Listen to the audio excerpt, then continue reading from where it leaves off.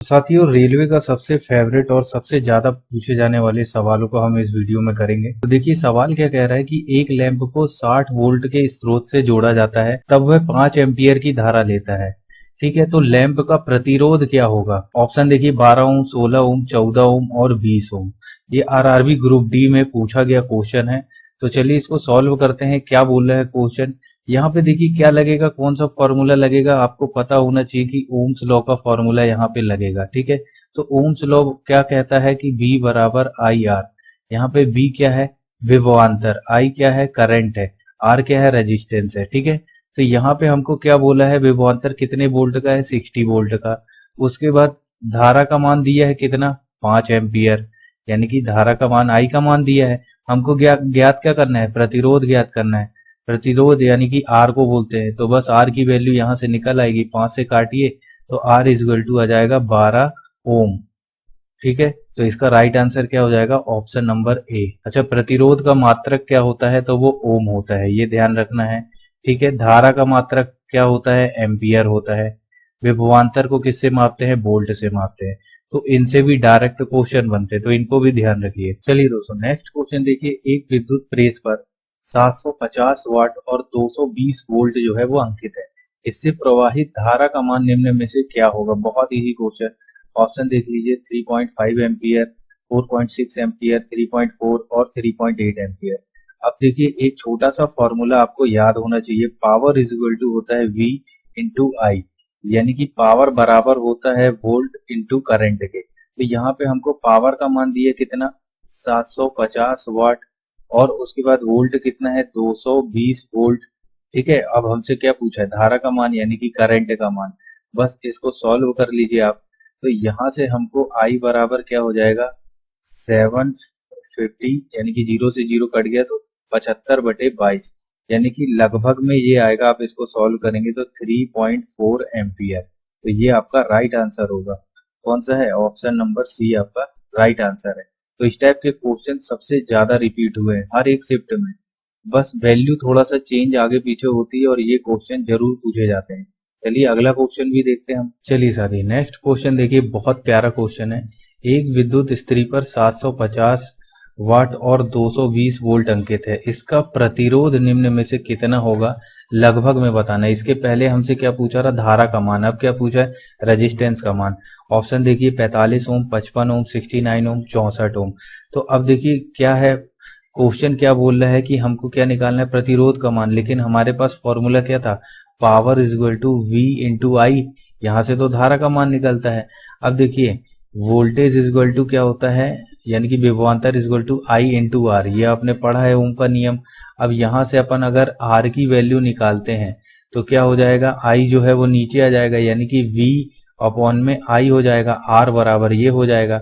अब उसके बाद अगर आई की वैल्यू यहां से निकालते हैं तो V अपॉन में आर हो जाएगा। ठीक है, अब यहां से देखिए, अगर मैं V का मान, ये V का मान आई आर इसमें रख दूं तो पावर इज इक्वल टू एक और फॉर्मूला बनता है, आई स्क्वायर इंटू आर। ये फॉर्मूला भी बहुत इंपॉर्टेंट है। तो फिलहाल हमसे क्या पूछा है उसने? हमको आई का मान तो दिया नहीं है तो यहाँ रख नहीं सकते। हमको क्या चाहिए? तो पावर इज इक्वल टू क्या होता है? V इंटू आई होगा। यहाँ से आई का मान क्या है? V अपॉन में आर। बस आई का मान यहाँ पे हम रख देंगे, ये वाला।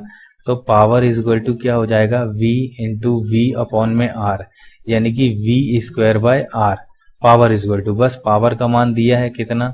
750 वाट, और यहाँ पे V का मान कितना वोल्ट है? विभवांतर 220 इंटू 220 अपॉन में रेजिस्टेंस, यानी कि R की वैल्यू ही पूछा है।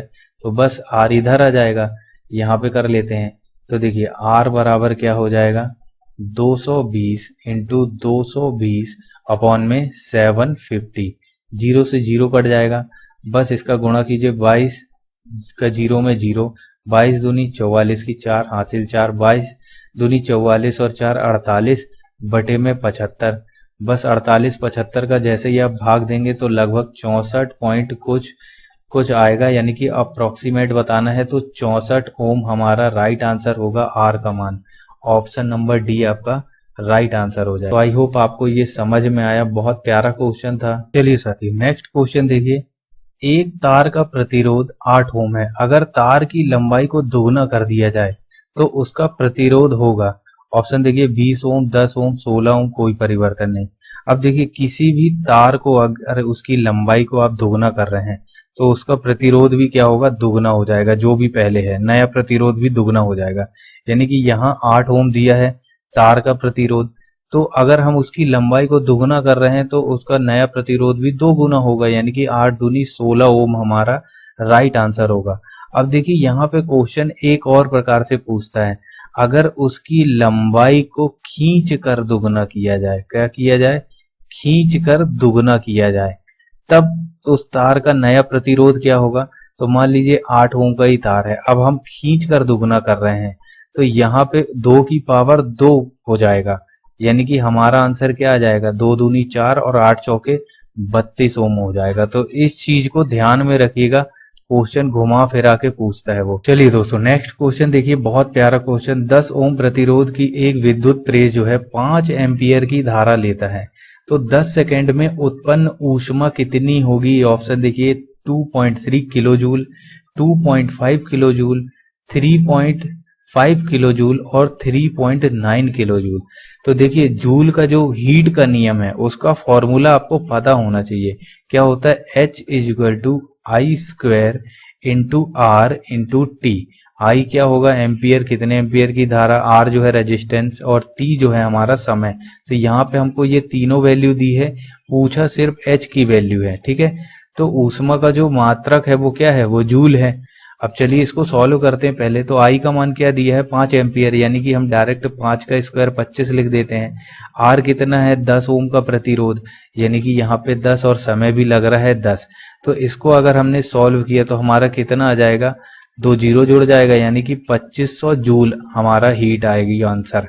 लेकिन यहाँ पे तो किलो जूल दिया है, तो कोई बात नहीं, यहाँ 1000 से आप भाग दे दीजिए, ठीक है ना। 1 किलो वाट में कितने, 1000 वाट होते हैं, तो बस 2 जीरो से 2 जीरो और यहाँ पे पॉइंट लग जाएगा, यानी कि 2.5 किलो जूल हमारा राइट आंसर होगा, ऑप्शन नंबर बी।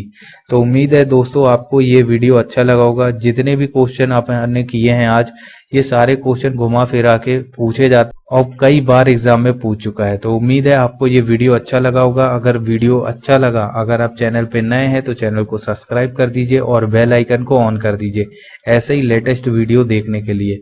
चलिए मिलते हैं नेक्स्ट वीडियो में, तब तक के लिए जय हिंद, जय भारत।